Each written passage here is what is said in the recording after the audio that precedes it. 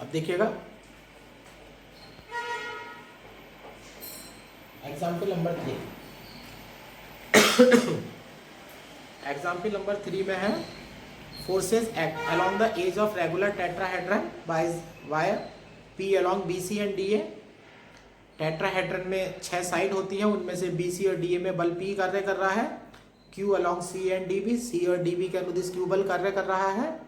And R along AB and DC, AB और DC के अनुदिश बल R कार्य कर रहा है। तो ये इस प्रकार से आपके 6 बल हो जाते हैं। Show that the pitch of the equivalent wrench is 1/2√2 of the edge of the tetrahedron. तो आपको इक्विवेलेंट रेंज निकालनी है। ये बुक का एग्जाम्पल नंबर 2 का छोटा पार्ट है। एग्जाम्पल नंबर 2 का छोटा पार्ट है। तो इसके लिए मैं लिखूंगा डू एग्जाम्पल 2, है ना।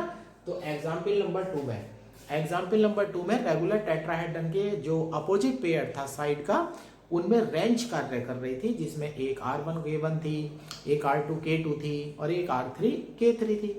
तो इस बार सिर्फ फोर्स है, रेंज नहीं है। तो K1 K2 K3 जीरो में चले जाएंगे और R1 R2 R3 जो लिए गए थे उनकी जगह P आ जाएगा, Q आ जाएगा, R आ जाएगा। तो यानी कि बुक की हेल्प से ले सकते हैं, लेकिन उससे पहले आप क्वेश्चन नंबर 2 एक बार पढ़ लेंगे, है ना। तो उसमें आपको क्या करना है, do question 2। Question 2 K1 = K2 = K3 आपको जीरो लेना है, R1 की जगह P डालना है, R2 की जगह Q डालना है और R3 की जगह R डालना है। अब ये चेंज अगर आप कर देंगे तो आपका एग्जाम्पल नंबर 3 जो है वो कंप्लीट हो जाएगा। अब एग्जाम्पल नंबर 4 के बारे में आते हैं।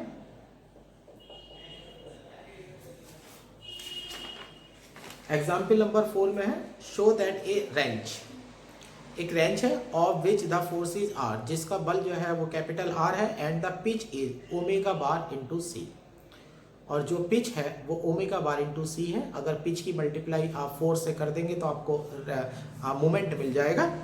मे be replaced by the forces, उसे प्रतिस्थापित किया जा सकता है बलों से। Inclined at an angle 2θ to each other, जो एक दूसरे से 2θ एंगल बना रहे हैं। The shortest distance between them being 2c, उनके बीच की जो शॉर्टेस्ट डिस्टेंस है वो 2c है। And there magnitudes are r/2, और ये जो वैल्यू दे रखी है तो और उनके मैग्नीट्यूड हमें प्रूव करके दिखाने हैं। तो यानी कि जो पहले क्वेश्चंस थे उनका ये उल्टा है। वहाँ पर दो फोर्सेस लेकर के हम रिजल्टेंट तैयार कर रहे थे, है ना। अब यहाँ पर रिजल्टेंट है और उसे दो फोर्स में जो बदला जाएगा उन फोर्स के मैग्नीट्यूड हमें निकालने हैं। डायग्राम वैसे ही रहेगा जैसे चलता था। ये हो गया।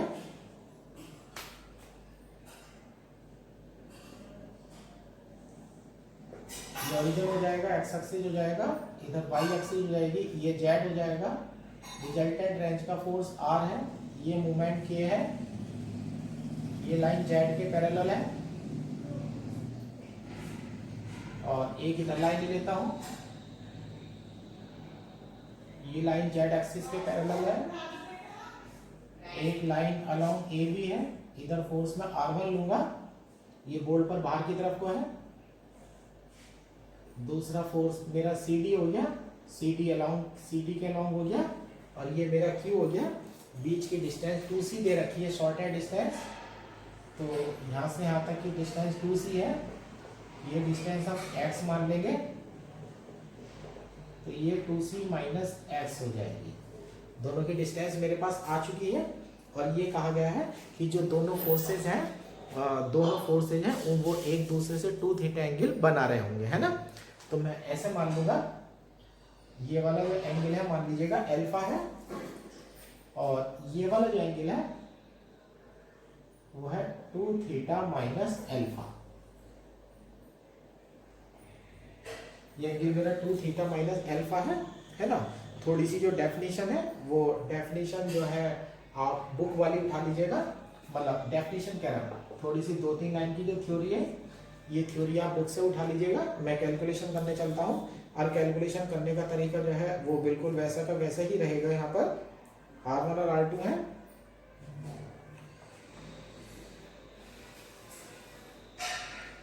अब ये थ्योरी के बाद अब ऐसे चलते हैं,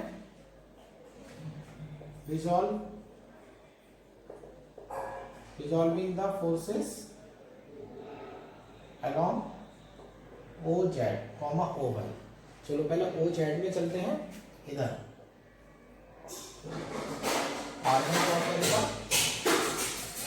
इधर R1 cos 2 theta minus alpha. ये दोनों ओ जेड की सेम डायरेक्शन में, तो इनका रिजल्टेंट R बनेगा। R is equal to R1 cos alpha plus R2 cos 2 theta minus alpha, equation number 1। अब इधर ओ वाई में चलता हूं, ये इधर ले लीजिएगा, इधर साइन हो जाएगा R1 साइन अल्फा, y की पॉजिटिव डायरेक्शन में है, इधर ले लीजिएगा नेगेटिव डायरेक्शन, इधर हो जाएगा R2 sine 2 theta minus alpha. ये पॉजिटिव है, ये नेगेटिव है, और देखिएगा y डायरेक्शन में कोई फोर्स नहीं है, तो रिजल्टेंट 0 आ जाएगा। 0 equal to R1 sine alpha plus minus R2 sine 2 theta minus alpha, equation number 2। इनको स्क्वायर करके जोड़ दीजिएगा, इक्वेशन 1 का स्क्वायर प्लस इक्वेशन 2 का स्क्वायर। ये मैंने आपको पहले ही बताया जा चुका है, तो इसे तो डायरेक्ट लगा लीजिएगा। R square is equal to R1 square आएगा प्लस R2 स्क्वायर आएगा प्लस 2 आएगा, दोनों फोर्स आएंगे R1 R2 और बीच के एंगल का कॉस हो जाएगा, तो ये हो जाएगा cos 2 थीटा, इक्वेशन नंबर 3। अब मूवमेंट ले लेते हैं, movement about O Z. O Z के अबाउट मूवमेंट देख लीजिएगा, के है, के इज इक्वल टू, अब के देखेगा आपको कैसे मिलेगा, फोर्स इनटू परपेंडिकुलर डिस्टेंस से के कैसे पैदा होगा। अब जेड एक्सिस के अबाउट मूवमेंट ले रहे हैं, तो जो फोर्स के कंपोनेंट लेने पड़ेंगे वो वाई के पैरेलल लेने पड़ेंगे। R1 sine alpha into x हो जाएगा, R1 sine alpha into x हो जाएगा, और प्लस इधर से देख लीजिएगा R2 sine 2 theta minus alpha into हो जाएगा 2c माइनस एक्स। ये इक्वेशन नंबर आपकी 4 हो जाती है। अब आगे चलिएगा, मूवमेंट अबाउट ओ वाई। अब आप ओ वाई यानी कि वाई एक्सिस के अबाउट मूवमेंट लेने वाले हैं, लेकिन वाई एक्सिस के अबाउट जो है कोई भी मूवमेंट आपका नहीं है, तो नेट 0 आएगा, और 0 तब आएगा जब मूवमेंट जो है वो अपोजिट डायरेक्शन में होनी चाहिए। अबाउट ओ वाई ले रहे हैं तो आप पैरेलल फोर्सेस लेंगे जेड एक्सिस के, एक ये है एक ये है। जब इसे पकड़ के आप घुमाएंगे तो ये इधर घूमेगा और ये वाला इधर घूमेगा, तो ये हमारे एंटी क्लॉक हो जाएंगे। तो R1 cos अल्फा के साथ x आ जाएगा, x into R1 cos alpha, और उधर से आ जाएगा 2c minus x R2 cos 2 theta minus alpha, equation number 5। अब ये फार्मूला में तो तैयार करने वाला हूँ, इक्वेशन नंबर 4 5 में तैयार हो चुके हैं। अब के और इसकी मल्टीप्लाई करिएगा, आर की मल्टीप्लाई इक्वेशन 1 एंड 3, 1 और 3 की मल्टीप्लाई करूंगा, इक्वेशन नंबर 4 का यूज करूंगा, और एक छोटा सा रिजल्ट मेरा प्राप्त हो जाएगा। ये पीछे जो एग्जाम्पल था, इससे पहले एग्जाम्पल नंबर जो 2 था वो भी बिल्कुल इसकी डुप्लीकेट कॉपी थी, दोनों क्वेश्चन बिल्कुल एक दूसरे की नकल उतर रहे हैं। अब चलिएगा R इंटू के करते हैं, K इंटू आर। अब K इंटू आर करेंगे तो देख लीजिएगा यहाँ पर x है, R1 square x R1 square हो जाएगा और cos अल्फा, इस तरह से बना कर चलता है। तो यहाँ पर हो जाता है x, ऐसे कर लेते हैं x इंटू एक R1 cos alpha into R1 sine alpha, इसकी मल्टीप्लाई इससे हो गई है। अब इसकी मल्टीप्लाई इससे करते हैं, और R2 के साथ cos 2 थीटा माइनस अल्फा है, लेकिन मल्टीप्लाई में 2c माइनस एक्स है, तो इसे तो आप चाहे जैसे लिख सकते हैं,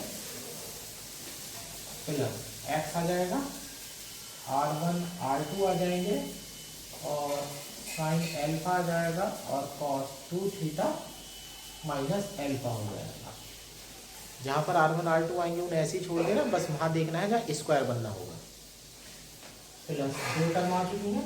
अब इसे लेकर के चलिएगा, अब इसकी मल्टीप्लाई इसके साथ ले रहे हैं तो R1 R2 यहाँ भी आ जाएंगे, 2c माइनस एक्स हो जाएगा, R1 हो जाएगा, R2 हो जाएगा, कॉस एल्फा हो जाएगा, कॉस एल्फा हो जाएगा और साथ में आ जाएगा कॉस एल्फा के साथ यहाँ से आ जाएगा sign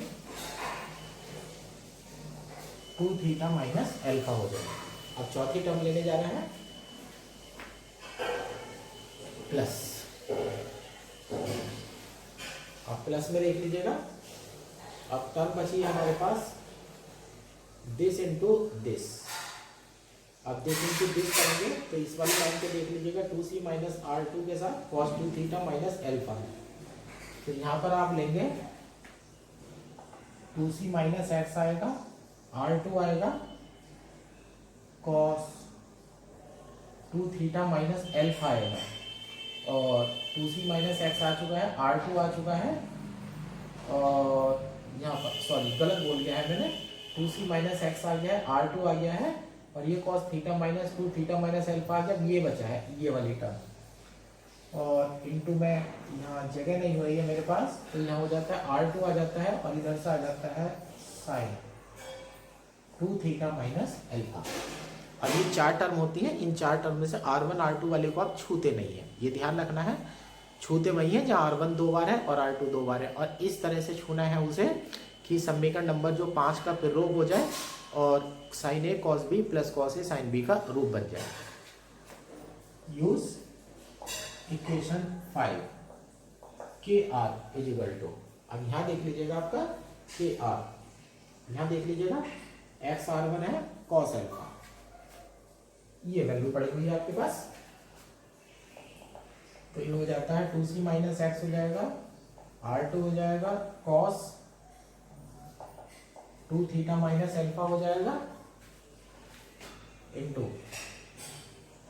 R1 sine alpha plus x, ऐसे कैसे रहने दीजिएगा, x R1 R2 sine alpha cos 2 theta minus alpha plus 2c minus x R1 R2 cos alpha sign 2 theta minus alpha plus, अब यहाँ पर दोनों एंगल सेम है, कहाँ बदलना है, जहाँ पर दोनों एंगल सेम है, दोनों एंगल सेम वहाँ होंगे जहाँ R1 2 बार होगा और R2 2 बार, है ना।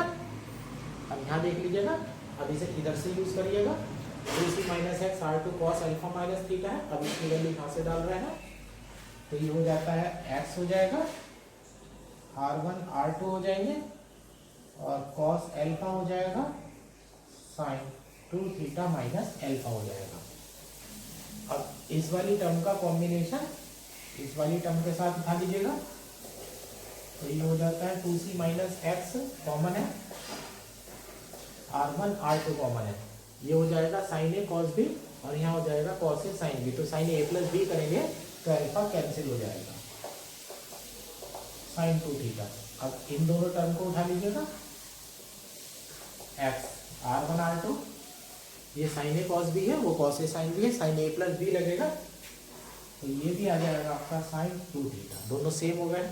अब इन दोनों को ऐड करेंगे तो एक्स से एक्स कट जाएगा, के R is equal to R1 R2 sine 2 theta. लेकिन पिच आपको दी गई है, पिच उसने हमें दे रखी है तो यहाँ से हम वैल्यू रखने वाले हैं, यहाँ से चूंकि pitch is equal to K upon R होता है, is to imply omega bar C is equal to K upon R, is to implies K is equal to हो जाता है omega bar C into R. अब K की value आप यहाँ पर रख लीजिएगा तो ये ओमेगा बार हो जाता है, सी हो जाता है, आर स्क्वायर हो जाता है और R1 R2 साइन 2 थीटा हो जाता है। ध्यान से देखिएगा आंसर में आर बचा हुआ है, आंसर में आर आना है तो वैल्यू आप इसकी निकाल दीजिएगा, R1 R2 इक्वल टू हो जाएगा omega bar C R square upon R1 R2 omega C R square upon sine 2 theta. ये इक्वेशन नंबर आपकी 6 हो जाती है। अब इस वैल्यू को जरा संभाल करके रखिएगा, R1 R2 की जो वैल्यू है इसे संभाल करके रखिएगा। और इसमें मुझे लग रहा है यहाँ थोड़ी सी गलती हो गई है, जब दोनों को ऐड करेंगे तो x और आएगा, है ना, x से x तो कट जाएगा, इनटू में 2c और आएगा, बीच की डिस्टेंस और आती है। जब 2c यहाँ रखेंगे तो यहाँ पर ओमेगा बार c में इनटू में यहाँ लिख देता हूँ 2c, c से c कैंसिल हो जाएगा, तो यहाँ 2 ओमेगा बार ये आ जाएगा। और दो यहाँ, सॉरी दो भी गलत हो गया है, इधर आ रहा है ना, तो ये 2r1 r2 की वैल्यू आ जाएगी ओमेगा बार r square upon sine 2 theta. अब हमसे r1 और r2 की वैल्यू निकालने के लिए कहा गया है, अब हमसे कहा गया r1 और r2 की वैल्यू निकालने के लिए, तो सबसे अच्छा क्वेश्चन वो होता है जिसमें r1 r2 अगर आपको निकालना है तो एक बार r1 प्लस r2 बना लीजिएगा और एक बार r1 माइनस r2 बना लीजिएगा। हम इस इक्वेशन को लेकर के चलता हूँ मैं यहाँ से बाई इक्वेशन 3,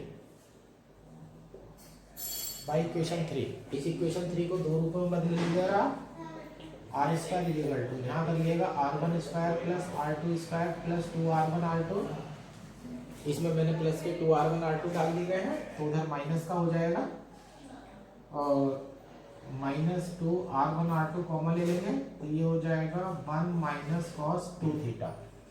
एक बार अभी से उल्टा कर दीजिएगा, माइनस इधर प्लस इधर कर दीजिएगा, and R square is equal to r1 square plus r2 square minus 2 r1 r2, और यहाँ माइनस हो गया है तो ये प्लस हो जाएगा 2 r1 r2 1 plus cos 2 theta. अब देखिएगा हमारी वैल्यू जो है तैयार होने वाली है।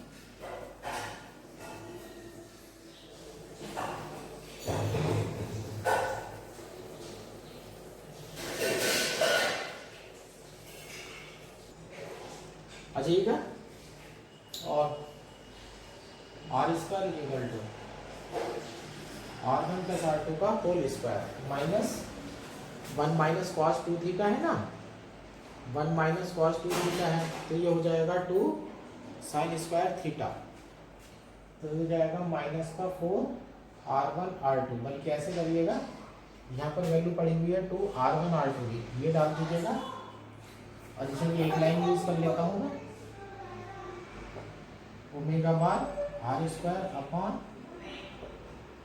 2 साइन थीटा कॉस थीटा, दो भी धर ले जाता हूँ, 4 r1 r2 omega bar R square upon sine theta cos theta. ये इक्वेशन नंबर 6 हो गई है। अब यहाँ पर लिख देते हैं यूज इक्वेशन 6, ये लाइन यहाँ आ जाएगी, इक्वेशन नंबर 6 आप यूज कर रहे हैं, तो यहाँ पर हो जाता है r1 प्लस r2 का होल स्क्वायर हो जाता है, और यहाँ फार्मूले में ये अभी यूज इक्वेशन नंबर 6 अगली लाइन में करेंगे चलो, तो ये हो जाता है 4 आ जाता है, r1 r2 आ जाता है और sine square theta, and R square is equal to ये बनता है r1 माइनस r2 का whole square plus 4 r1 r2 cos square theta.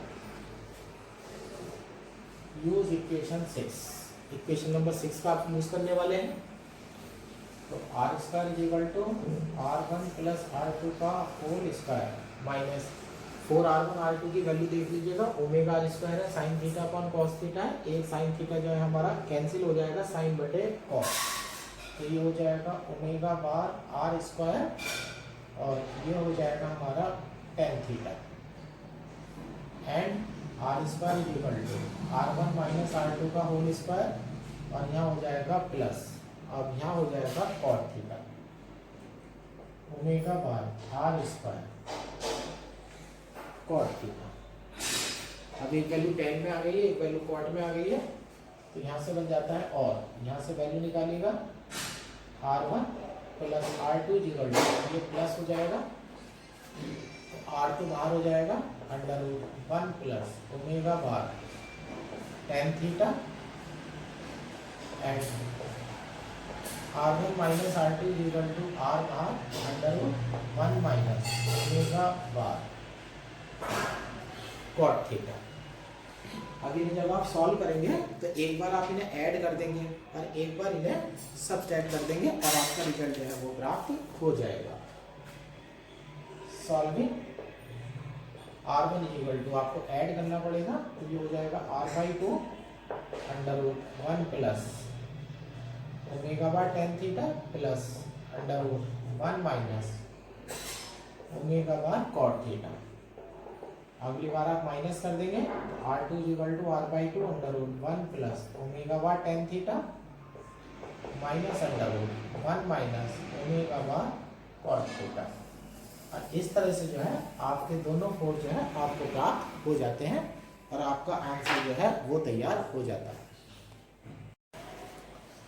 अब देखिएगा चैप्टर नंबर 5 का सबसे लास्ट एग्जाम्पल करने जा रहे हैं। चैप्टर नंबर 5 खत्म हो रहा है।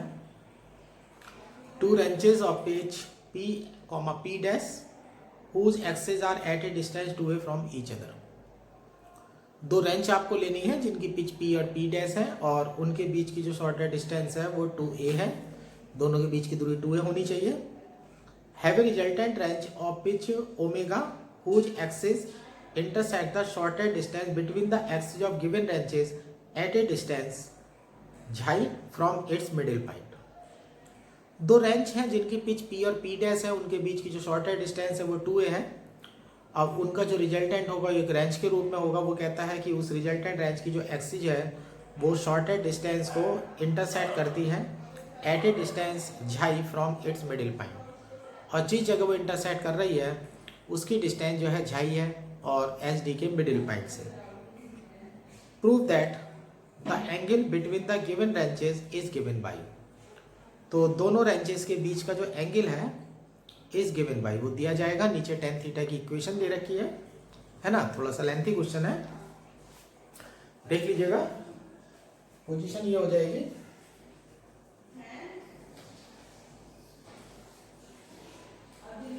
ये मैंने एक वर्टिकल लाइन ली है, ये मेरा ओरिजिन है, इधर एक्स एक्सिस है, इधर वाई एक्सिस है और इधर ले ली है मैंने जेड एक्सिस। 2 रेंच मुझे लेनी है, एक की पिच P है और एक की पिच जो है वो P डैश है। अब ऐसे मानिएगा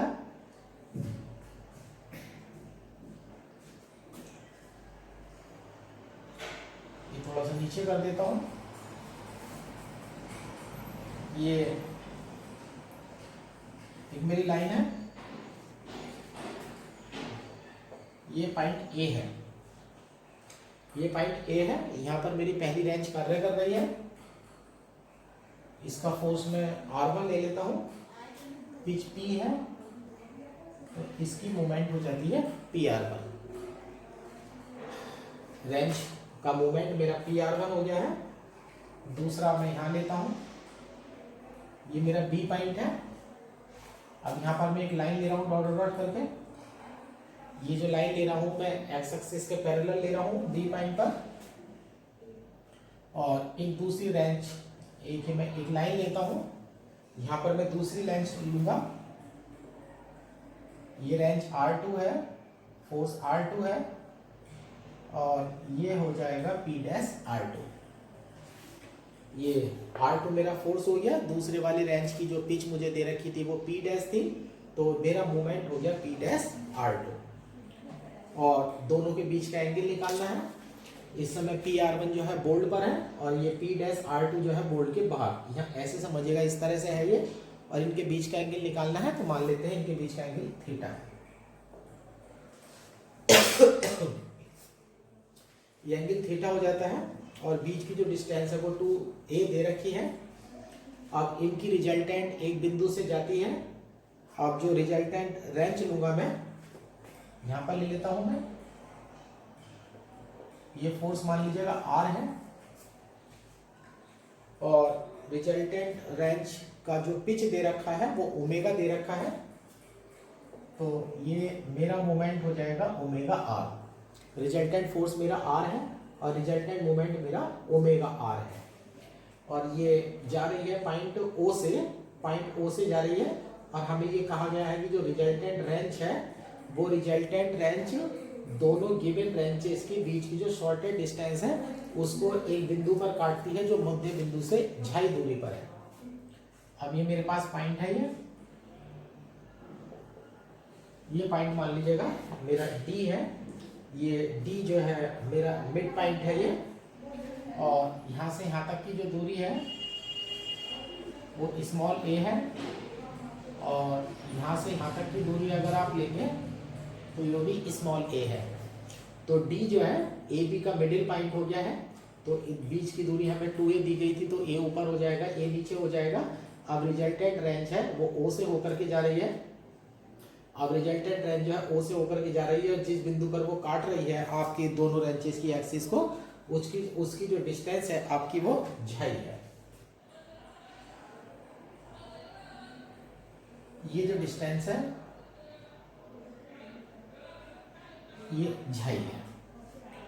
अब हमारे कोऑर्डिनेट सिस्टम में तो स्पेशलिटी होती है, कोऑर्डिनेट सिस्टम में स्पेशलिटी होती है कि जो कोऑर्डिनेट होते हैं वो हमेशा ओरिजिन से नापे जाने चाहिए। अब यहाँ से यहाँ तक की दूरी जो है वो झाई बन चुकी है, तो ये वाली जो डिस्टेंस होगी ये हो जाएगी a माइनस झाई, तो ये मेरा पॉइंट हो जाएगा 0, 0, a माइनस झाई, ये मेरा पॉइंट हो जाएगा। और यहाँ से डिस्टेंस देख लीजिएगा, और यहाँ से यहाँ तक की अगर आप डिस्टेंस देखेंगे तो ये हो जाएगी आपकी a प्लस झाई। अब यहाँ पर z जो है वो निगेटिव डायरेक्शन में है, तो ये मेरा पॉइंट हो जाएगा 0, 0, माइनस a माइनस झाई। ये डायग्राम में जितने भी नाम रखे हैं मैंने, डायग्राम में जितने भी नाम रखे हैं सारे के सारे नाम मैंने वही रखे हैं जो बुक में दिया गया है, जिससे थ्योरी जो है आप बुक वाली लिख सके। मैं इसकी कैलकुलेशन कर देता हूं। तो थ्योरी आप बुक से उठा लेंगे। अब मैं इनका रिजल्टेंट जो है लेने जाता हूं अब मैं इनका रिजल्टेंट लेने जा रहा हूं। मेरे पास 2 रेंज हो गई हैं, उस रेंज का जो रिजल्टेंट है वो r, ओमेगा r हो चुका है। सबसे पहले आप फोर्स लेने जाइएगा। सबसे पहले बात करते हैं r1 की। ये देखिएगा इसकी लाइन ऑफ एक्शन है, ये एक्स एक्सिस के पैरेलल है। Force r1 act along the line, point ऊपर से देख लीजिएगा, x माइनस 0 हो जाएगा, y माइनस 0 हो जाएगा, इक्वल टू z माइनस हो जाएगा a माइनस झाई अपॉन, ये लाइन एक्स एक्सिस के पैरेलल है तो इसके डायरेक्शन कोसाइन हो जाएंगे 1, 0, 0। अब जैसे आप चैप्टर नंबर 4 में कर रहे थे बिल्कुल उसी तरह से कंपोनेंट तैयार करिएगा। x1 इक्वल टू r1 हो जाएगा, y1 equal to z1 equal to 0 हो जाएगा। अब मोमेंट लेने का नंबर आता है L1 i cap plus M1 j cap plus N1 k cap. Determinant बोलेंगे, पहली रो में i j k आएंगे, दूसरी रो में पॉइंट आएंगे, 0 आएगा, 0 आएगा, a माइनस झाई आएगा, और तीसरी रो में आपके फोर्स आ जाएंगे x1, y1 और z1। ये भाई थोड़ा यहाँ आ गया है मेरा। अब ये हो जाता है i cap, j cap, k cap, 0, 0, a minus xi, x1 की वैल्यू r1 हो जाती है, ये 0 हो जाता है, ये 0 हो जाता है। अब इस डिटरमिनेंट को आप खोल दीजिएगा, L1 की वैल्यू में 0 आ जाएगा, M1 की वैल्यू में बीच वाला कॉलम छोड़ेंगे तो ये हो जाएगा R1 इंटू a माइनस झाई हो जाएगा, N1 में लास्ट वाला कॉलम छोड़ेंगे तो ये 0 आ जाएगा। ये आपके मूवमेंट आ चुके हैं about x axis, y axis and z axis. अब इसके लिए चलिएगा R2 के लिए, force R2 act along the line, point देख लीजिएगा, x माइनस 0 आएगा, y माइनस 0 आएगा, और z माइनस माइनस प्लस हो जाएगा। ये ऐसे कर लेते हैं, माइनस ब्रैकेट में a minus Zai. Direction cosine देखिएगा, ये लाइन और ये लाइन x एक्सिस के पैरेलल है। अब ये इधर को x एक्सिस के पैरेलल है तो इधर से बनने वाला एंगल थीटा होगा, x एक्सिस से बनने वाला एंगल थीटा होगा। इधर की तरफ y एक्सिस के पैरेलल लाइन जा रही होगी तो एंगल 90 माइनस थीटा होगा, और z एक्सिस के परपेंडिकुलर होगी। तो यानी कि पोजीशन ऐसे है, ये y एक्सिस आपकी यहाँ है, ये वाली लाइन आपकी यहाँ है, ये लाइन है जहाँ मेरी उंगली है। अब इधर से एंगल थीटा हो जाएगा, इधर से 90 माइनस थीटा हो जाएगा, जेड से बनने वाला एंगल 90 हो जाएगा। और हमें पता है कि अगर हम एक्सिस से बनने वाले एंगल का कॉस ले लें तो वो डायरेक्शन कोसाइन प्राप्त हो जाते हैं। तो ये हो जाएगा कॉस थीटा हो जाएगा, कॉस 90 माइनस थीटा हो जाएगा, और यहाँ तीसरा वाला जेड एक्सिस से बनने वाला एंगल 90 हो जाएगा। ये हो जाता है x minus 0 upon cos theta हो जाएगा, y minus 0 upon sine theta हो जाएगा, और z minus minus a minus xi upon हो जाएगा 0। अब उसी तरह से कंपोनेंट लीजिएगा, x2 is equal to r2 cos theta, y2 is equal to r2 sin theta, z2 is equal to 0। Movement ले लीजिएगा, L2 i cap plus M2 j cap plus N2 k cap, i cap j cap k cap point ले लेगा 0 0 minus a minus xi, और तीसरी रो में component डाल दीजिएगा force के, R2 cos theta, R2 sin theta और 0। L2 is equal to I cap देख लीजिएगा, दिस इंटू दिस होगा, तो ये हो जाएगा a plus xi R2 cos theta, M2 की वैल्यू, बीच वाला कॉलम छोड़ दीजिएगा। ये कॉलम छोड़ेंगे तो सबसे पहले इसकी मल्टीप्लाई इससे होगी, तो ये minus a plus xi R2 cos theta. देखिएगा मैंने गलत कर दिया है, L2 की वैल्यू लेने जाएंगे तो पहला कॉलम छोड़ेंगे, तो दिस इंटू दिस, यहाँ R2 के साथ साइन थीटा आएगा, M2 में बीच वाला कॉलम छोड़ेंगे तो R2 cos थीटा आ जाएगा, और N2 इज इक्वल टू हो जाएगा 0। अभी हमारा L2 आ चुका है, M2 आ चुका है और N2 आ चुका है। अब रिजल्टेंट फोर्स लेने जा रहे हैं। ये ध्यान रखिएगा, ये जो अभी मैंने सॉल्व करा है ये फोर्सेस को सॉल्व करा है, लेकिन फोर्सेस के सापेक्ष फोर्सेस के अलावा मेरे पास दो मोमेंट अभी मेरे पास और भी है, एक PR1 और एक P'(R2)। तो फोर्स को ले लीजिएगा पहले, x is equal to x1 plus x2। x1 की वैल्यू देख लीजिएगा R1 है और प्लस R2 cos थीटा है, तो R1 plus R2 cos theta हो जाएगा, y equal to y1 plus y2, y1 की वैल्यू 0 है, y2 की वैल्यू है R2 sin थीटा, और z equal to z1 plus z2। ये दोनों केस में जो है वो 0 हो जाएगा। x आ चुका है मेरे पास, y आ चुका है, z आ चुका है, बल के कंपोनेंट आ चुके हैं, L equal to L1 plus L2। L equal to L1 plus L2 हो रहा था ना चैप्टर नंबर 4 में, तो L equal to L1 plus L2 कर रहा हूँ, सही है ना। तो ये फोर्स के कारण लगने वाले आघूर्ण है, लेकिन घटक मूवमेंट का भी तो होगा, किसका, मूवमेंट का। और जिसकी डायरेक्शन में मूवमेंट लेने जा रहे हो उसके साथ एंगल देखो, क्या करो, एंगल देखो और कॉस डाल दो, है ना। अब L1 L2, तो एक मूवमेंट ये है मेरा PR1 component of PR1 along x axis plus component of P'(R2) along x axis। L equal to L1 की वैल्यू मेरे पास 0 है, L1 की वैल्यू 0 हो जाएगी, L2 की वैल्यू मेरे पास ये पड़ी हुई है, a plus xi R2 sin theta हो जाएगा। अब PR1 देखिएगा लॉन्ग एक्स एक्सिस है, ये झाई एक्स एक्सिस के पैरेलल जा रहा है, तो ये हो जाएगा PR1 cos 0 प्लस P'(R2) को देखिएगा, P'(R2) इस एक्सिस के अलॉन्ग है और ये लाइन एक्स एक्सिस के पैरेलल है, तो इससे बनने वाला एंगल थीटा है, तो ये हो जाएगा P'(R2) cos थीटा। तो L is equal to a plus xi R2 sin theta plus PR1 cos theta plus P'(R2) cos theta. L मेरे पास आ चुका है। इसी तरह से M में देखिएगा, M is equal to M1 plus M2 plus component of PR1 along y axis plus component of P dash R2 along y axis। m is equal to m1 की value तो मेरे पास है नहीं m1 की value है R1 into ए minus झाई, m1 की value हो गई, m2 की वैल्यू देख लीजिएगा minus A plus xi R2 cos theta plus P R1 का कंपोनेंट जहां cos लगाया था उसकी जगह साइन लगा दीजिएगा, P R1 sine 0 plus P dash R2 sine 0, ये बन जाता है। तो आपका m equal to A minus xi R1 minus A plus xi R2 cos theta और प्लस ये टर्म तो 0 में चली जाएगी,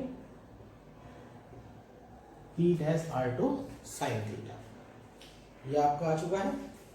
n लेने की कोई जरूरत नहीं है, ध्यान से देखिएगा, n1 0 है, n2 देखिएगा 0 है, और जो P R1 और P R2 है उनके साथ जो है बनने वाला एंगल जो है वो 90 हो जाएगा, क्योंकि ये जो मेरी रेंज है जो XY प्लेन में पड़ रही है।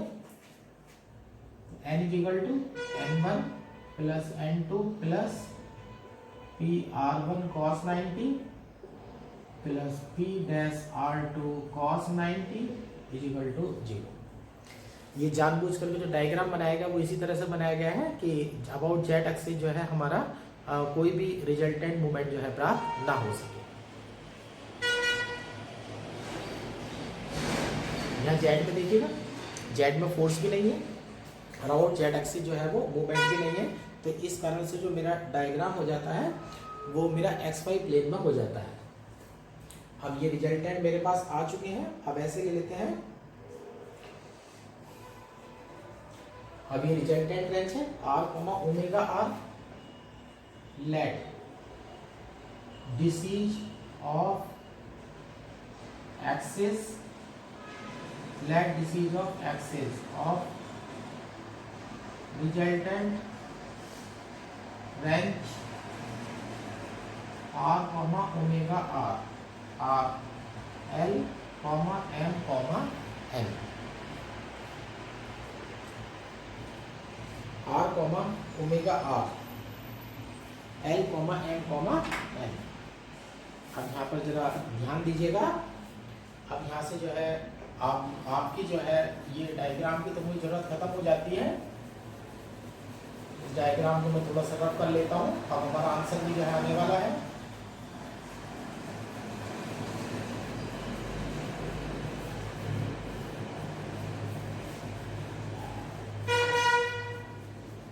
अब देखिएगा जेड एक्सिस के अबाउट, जेड एक्सिस के अलाउंग जो फोर्स आया था वो 0 आया था, और अबाउट जो मूवमेंट जेड एक्सिस आया था मूवमेंट वो भी 0 आया था। तो आपको जेड एक्सिस में जाने की कोई जरूरत नहीं है। जो मेरी रिजल्टेंट एक्सिस है, रिजल्टेंट मेरी जो रेंज है जिसका फोर्स कैपिटल R है और पिच जो है वो मूवमेंट जो है ओमेगा R है, उनके डायरेक्शन कोसाइंस मैंने लिए हैं L, M, N। और किसी भी फोर्स का या मूवमेंट का कंपोनेंट अगर निकालना होता है तो मैं कुछ नहीं करना, एक्स एक्सिस में कंपोनेंट निकालना है तो स्मॉल l से मल्टीप्लाई कर दीजिएगा, m एक्सिस में कंपोनेंट निकालना है तो स्मॉल m से मल्टीप्लाई कर दीजिएगा, y एक्सिस में निकालना है और अबाउट z एक्सिस निकालना है तो स्मॉल n से मल्टीप्लाई कर दीजिएगा। अब ये रूल लगा करके आप रिजल्टेंट उठा लीजिएगा। अब देखिएगा यहाँ कैपिटल X है, कैपिटल X कंपोनेंट होता है x एक्सिस के अलोंग। अब मैं इसे ऐसे लिखूंगा, देन x इक्वल टू हो जाएगा RL, y इक्वल टू हो जाएगा RM, capital L is equal to omega R into L, और capital M is equal to omega R into M। तीसरे कंपोनेंट को आपको लेने की कोई जरूरत नहीं है। अब यहाँ से वैल्यू उठा लीजिएगा, यहाँ से उठा लीजिएगा, LR is equal to x की वैल्यू उठा लीजिएगा, R1 plus R2 cos theta उठा लीजिएगा, इक्वेशन नंबर 1। MR y की वैल्यू उठा लीजिएगा, R2 sin theta, equation number 2। ये उठा लीजिएगा, L omega R, capital L की वैल्यू उठा लीजिएगा, A plus xi R2 sine theta plus P R1 cos theta. यहाँ पर मेरे से थोड़ा सा गलत हो गया है, ध्यान दीजिएगा। यहाँ कॉस थीटा देखिए, यहाँ पर कॉस 0 है, कॉस 0 की वैल्यू 1 है, P R1 plus P dash R2 cos theta. Equation number 3 हो जाती है। और फिर हो जाता है मेरा m omega r is equal to, आप कैपिटल M की वैल्यू उठा लीजिएगा, a minus xi R1 minus a plus xi R2 cos theta और plus p dash R2 sine theta. Equation number 4। ध्यान रखिएगा, इन इक्वेशन को सॉल्व करके मुझे tan थीटा की वैल्यू निकालनी है। एल में सबसे पहले तो मैं एल और एम गायब करता हूँ। इक्वेशन नंबर 1 और 3 से आइएगा, एल आर यहाँ भी है, एल आर यहाँ भी है। By equation 1 and 3 L R की वैल्यू यहाँ डाल देंगे, तो omega R1 plus R2 cos theta equal to A plus xi और R2 sine theta plus P R1 P dash R2 cos theta. Equation number 5। अब देखिएगा मेरे पास स्मॉल एल गायब हो चुका है। अब 2 और इससे आइएगा 4 से, बाई इक्वेशन 2 एंड 4, 2 और 4 से आप इसे गायब कर दीजिएगा एम आर को, यहाँ एम आर की वैल्यू डालिएगा, तो ये हो जाएगा ओमेगा R2, एम आर की वैल्यू डालने जा रहे हैं, तो omega R2 sine theta is equal to A minus xi R1 minus A plus xi R2 cos theta plus P dash R2 sine theta. Equation number 6। Equation number 6। अब यहाँ से जो है आप ये वैल्यू जो है वो गायब कर चुके हैं। अब आपके क्वेश्चन में से स्मॉल एल हट चुका है और स्मॉल एम हट चुका है।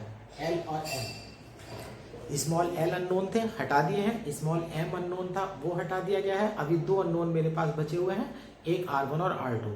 अब जो ये नई 2 इक्वेशन आई है इन्हें ऐसे सॉल्व करिएगा कि R1 वाले एक तरफ आ जाए और R2 वाले एक तरफ आ जाए। अब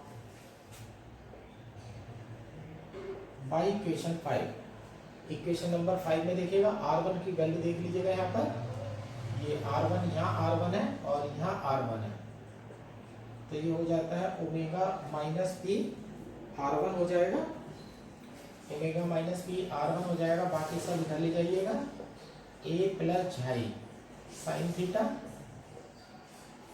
और plus P dash cos theta और माइनस ओमेगा कॉस थीटा और इस पूरे के बाद R2 है। Equation number 7। ये लास्ट टाइम चल रहा है। अब इसी तरह से दूसरे वाली लाइन में भी करिएगा। बाई इक्वेशन 6 से भी ऐसे करिएगा। R1 वाले जो है वो लेफ्ट में ले आइएगा। R1 तो सिर्फ ए की टर्म है, A minus xi R1 is equal to, ये माइनस में हो जाएंगे, पी डैश साइन थीटा हो जाएगा minus A plus xi cos theta हो जाएगा, ये भी माइनस आ जाएगा, minus omega sine theta R2। Equation number 8। अब एक तरफ मेरे पास R1 आ चुका है और एक तरफ मेरे पास R2 आ चुका है। अब इन्हें मैं डिवाइड कर देता हूँ, R1 और R2 भी गायब हो जाएंगे। इक्वेशन नंबर 7 को इक्वेशन नंबर 8 से डिवाइड कर दीजिएगा, तो ये हो जाएगा omega minus P upon A minus xi और यहाँ हो जाता है A plus xi sine theta plus P dash minus omega cos theta. ये देखिएगा साइन थीटा की दो टर्म है, P dash minus omega sine theta minus A plus xi cos theta. आपका जो आंसर है वो टेन थीटा में आना है, कॉस से डिवाइड कर दीजिएगा, omega minus P upon A minus xi equal to A plus xi tan theta plus P dash minus omega और upon P dash minus omega tan theta minus A plus xi. अब यहां से देख लीजिएगा, आपने tan theta जो है वो मल्टीप्लाई में डाल दिया है, यहां से टेन थीटा आपका मल्टीप्लाई में आ चुका है। अब यहां से इसे सॉल्व कर लेंगे आप, इसकी क्रॉस मल्टीप्लाई कर दीजिएगा, इसकी इधर और इसकी इधर, फिर टेन थीटा वाले सेपरेट कर लेंगे और जो बाकी बचेंगे दूसरी तरफ चले जाएंगे और यहाँ से आपकी टेन थीटा की वैल्यू आपकी प्राप्त हो जाएगी। अब तीन चार लाइन और बची है, क्रॉस मल्टीप्लाई करके आप इसे सिंपली करके टेन थीटा की वैल्यू निकाल देंगे और टेन थीटा जो है आपका आ जाएगा। अब इसी के बेस पर एक्सरसाइज का क्वेश्चन नंबर 4 है। क्वेश्चन नंबर 4 के लिए मैं लिखूंगा 2 एग्जाम्पल 5। जो एक्सरसाइज का क्वेश्चन नंबर 4 है, एक्सरसाइज का क्वेश्चन नंबर 3 तो करना नहीं है, लेकिन क्वेश्चन नंबर 4 जो है वो एग्जाम्पल नंबर 5 का डुप्लीकेट पार्ट है और उससे बहुत आसान है। वो कहता है 2 ranges of pitch P, Q have axis at a distance 2 from one another. दो हमारे पास रेंज हैं जिनकी पिच P और Q है। अभी पिच P और P डैश थी, तो यानी कि P की जगह तो P रखना है, P की जगह तो P रखना है, लेकिन जहां P डैश है उसकी जगह आपको Q रखना है। Have a distance 2 from one another if the resultant range as of pitch omega, ये सेम है, and its axis equidistance from the axis of component ranges. लेकिन जो रिजल्टेंट एक्सिस है वो दोनों दी गई रेंज से बराबर दूरी पर है। इस बार जो रिजल्टेंट रेंज थी वो मिड पॉइंट से झाई दूरी पर काट रही थी, लेकिन इस बार जो रिजल्टेंट रेंज है वो झाई की वैल्यू नहीं है, यानी कि डी पॉइंट का कोई जिक्र ही नहीं होगा, डी पॉइंट ही ओ पॉइंट बन जाएगा। तो यानी कि आपको कंडीशन यूज करनी है xi is equal to 0, so that the angle between them is given by. पूरे क्वेश्चन में से पीक तो ऐसा कैसे चलता रहेगा, जहां पी डैश है उसकी जगह क्यू रख दीजिएगा और झाई इक्वल टू डाल दीजिएगा 0। झाई है ही नहीं तो डी वाले पॉइंट का जिक्र ही मत करिएगा, और डी वाले पॉइंट का जिक्र नहीं होंगे तो ओ वाला पॉइंट मिड पॉइंट हो जाएगा, तो ऊपर की दूरी भी ए हो जाएगी और नीचे की दूरी भी ए हो जाएगी और आपका जो क्वेश्चन है वो कंप्लीट हो जाएगा। अब इस प्रकार से हमारा चैप्टर नंबर 5 जो है वो खत्म हो चुका है।